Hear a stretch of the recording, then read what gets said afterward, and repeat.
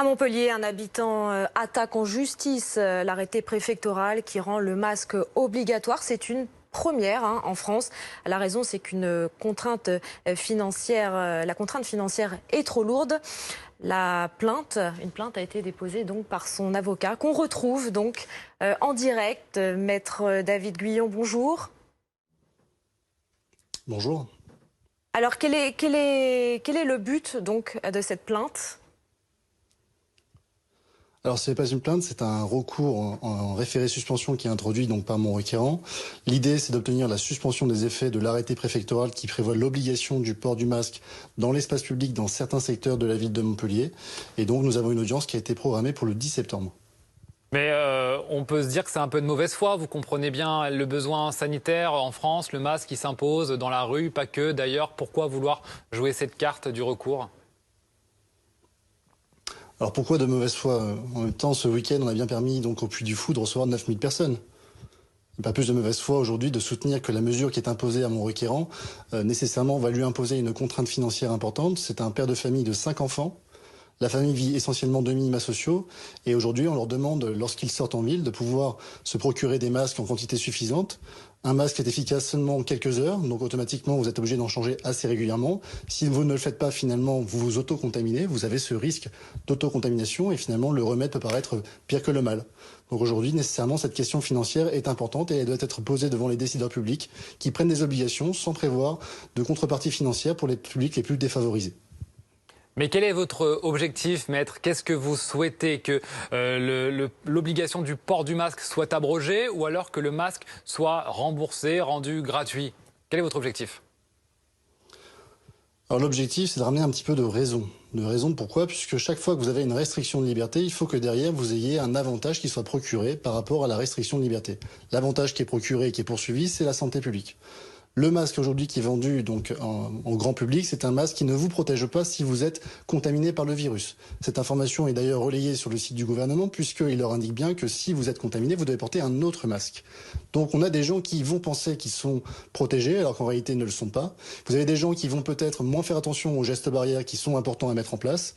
Et vous avez des gens qui financièrement ne pourront pas assumer le coût du renouvellement régulier du masque et qui vont donc mettre un masque qu'ils ont déjà porté. Et nécessairement cela va être contre-productif. Donc aujourd'hui, ce qu'on demande, c'est finalement ramener un petit peu de raison, permettre que le port du masque soit dans les milieux clos sans aucune difficulté et que lorsqu'il est imposé dans l'espace public, ce soit l'exception, ce soit lorsqu'il y a effectivement une impossibilité définie de ne pas pouvoir respecter les gestes barrières. David Guyon, restez avec nous. J'aimerais qu'on entende la réaction de Bruno Megarban, qui est le chef du service réanimation de l'hôpital Lariboisière. Qu'est-ce que ça vous inspire quand vous entendez ça, ce type de recours, qui est le premier en France,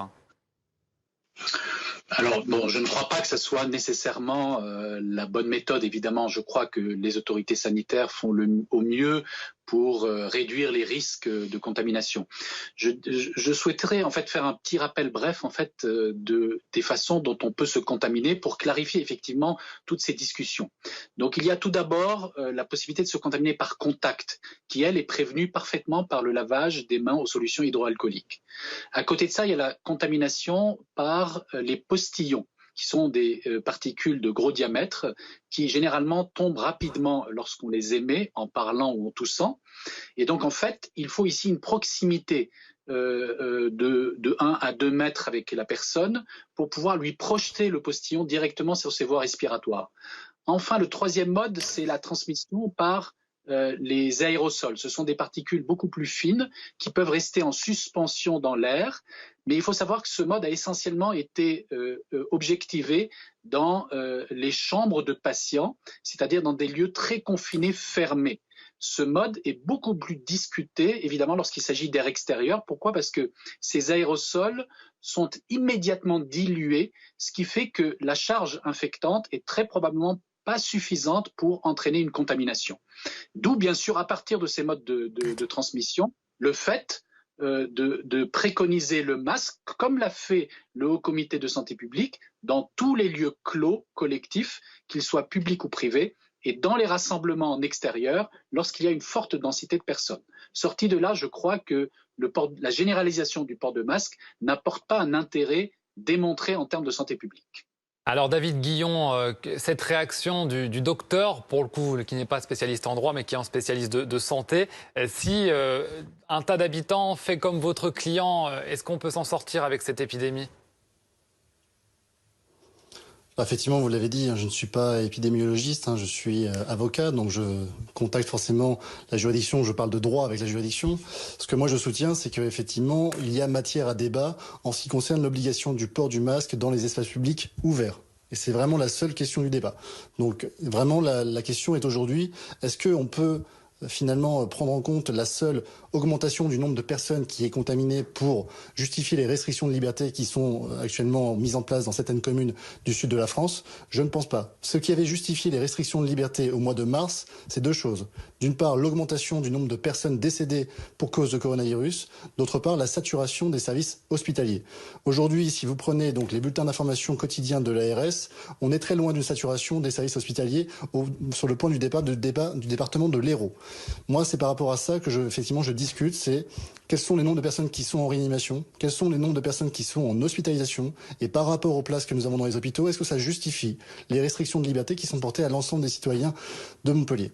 Ce que je veux dire par ici, c'est que les habitants de l'Occitanie ont particulièrement souffert durant le confinement. Nous sommes dans une région qui a vécu essentiellement grâce au tourisme, et ce tourisme a été énormément impacté par le confinement. Aujourd'hui, les habitants de Montpellier et de ses alentours subissent de plus en plus de restrictions de liberté. Il faut que chacune de ces restrictions soit particulièrement justifiée au regard de l'avantage qu'elle procure par rapport à la santé publique. Et je ne pense pas aujourd'hui que l'obligation du port du masque dans les espaces publics ouverts apporte un quelconque avantage. Merci beaucoup David Guillon et Bruno Megarban. On vous retrouve un peu plus tard. À l'étranger, la pression s'accentue sur Alexandre Loukachenko.